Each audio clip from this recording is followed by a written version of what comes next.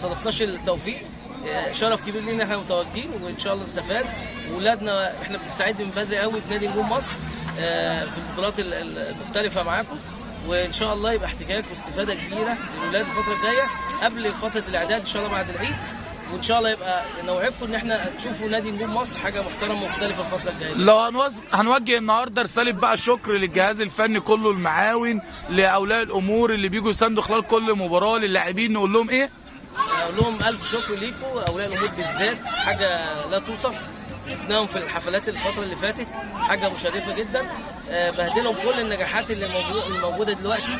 وبشكر جدا اللجنه المنظمه كابتن بريشه وكابتن العميد وكابتن مصطفى السفير. حاجه الله اكبر، انا فخور جدا ان انا متواجد معاكم ان شاء الله.